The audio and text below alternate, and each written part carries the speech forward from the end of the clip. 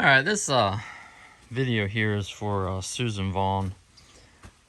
She put a pretty lengthy comment on one of my videos.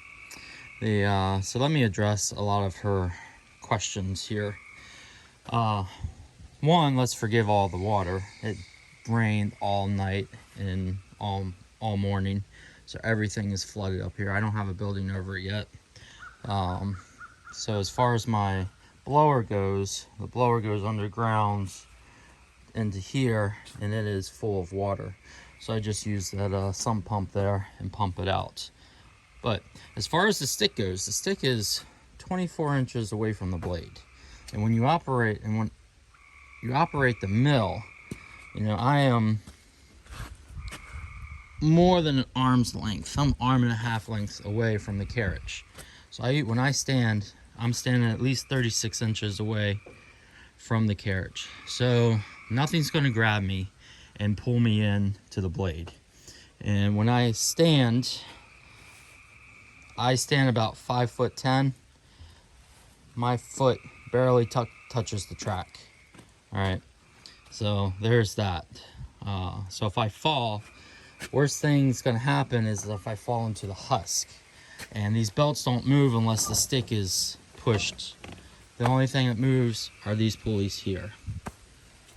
And even then, I have the edge of the husk here. I got the edge of the husk here that I can grab if I trip or fall or anything. And I make it a decent practice to keep my work area free of any tripping hazard. I always, in some of the videos you can see, I take the shovel and I scrape the ground from all the bark and stuff that falls off, and I throw it down in my blower tube. My blower is, it had a 12-inch opening. I reduced it down to 6 inches on one side, 8 inches on the exhaust. And as far as the big chunks of wood goes, there's a metal fan inside that just chews everything up and spits it out. The blower only has a max RPM of 2700. It's made by Phelps. It's a Phelps fan, and you can see right there, max RPM 2700 RPM. So yeah, I can't do 3600 RPM. I mean, I could, and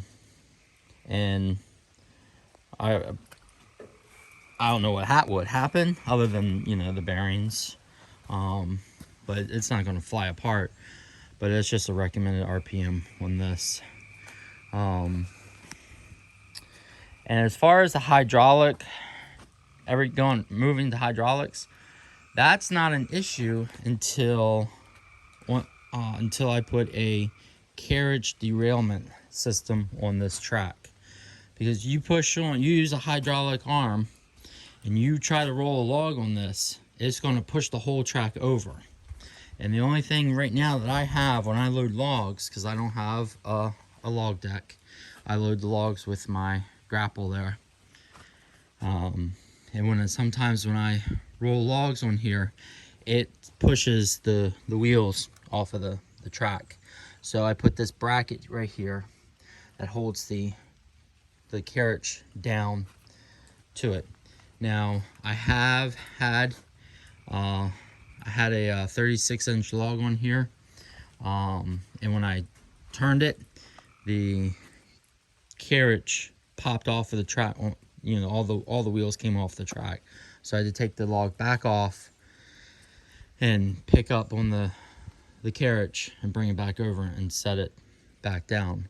But this is just this just helps a little bit to keep the logs from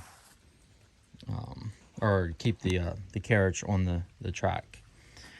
Let's go over to these where it blows out my sawdust. Now when it gets like big pieces of bark, like this, stuff like that, it goes down in there, it will chew it up and spit it out, no problems. And you see the chunks that comes out, No big deal. So, yeah, hydraulic, I don't really care about making big bucks with this. As long as I can feed my family and not have to leave my property, you know, I don't want to be a millionaire. More money, more problems. So this, I run a cleaning business, and then I run this mill on the weekends and in the evenings, or you know, when I'm not cleaning. So yeah, so I'm not worried about moving everything hydraulic. And the amount of time it takes me to turn a log, you know, I just put a strap around the log. I think I showed in one of my videos. I put a strap around there, put a strap on the grapple, and I just lift the grapple up, and it just rotates the log. So that works for me. It might take a little extra time, but you know, like I said, as long as I don't have to leave the property and deal with the crazies out in the world, I'm all good taking as much time as I need to roll these logs. So I hope that addressed some of your questions and some of your concerns about pushing on the stick. Oh yeah, the stick is metal. It's you know, that's probably 1/8 inch or 3/16 steel, and it's steel bolted down, right? Bolted to steel. So yeah, this stick's not breaking, and if the stick does break, there's something wrong. You're pushing way too hard, and even if you push too hard and the log still doesn't go into the blade, these gears will strip out first. So yeah, and pulling back versus pushing, if you have to push on your stick that hard to push a log through the blade, there's something else wrong, and you're going to break something else, burn a belt up, overheat a blade, you know, break a cable, you know, who knows what other damage that you can cause. And pushing, like I said, I have more control pushing than pulling, in my opinion. But so yeah, it's easier for me to, you know, just to pull back and let the carriage come back and push forwards. And I'm not even pushing that hard. When I push on this stick, I'm not even pushing that hard. I'm just basically leaning my body weight, you know, if that.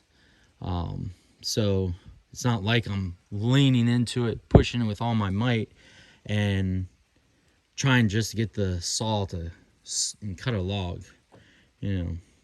But yeah, so well, I hope you guys have a good day, and if you're on the East Coast, I hope you guys stay dry.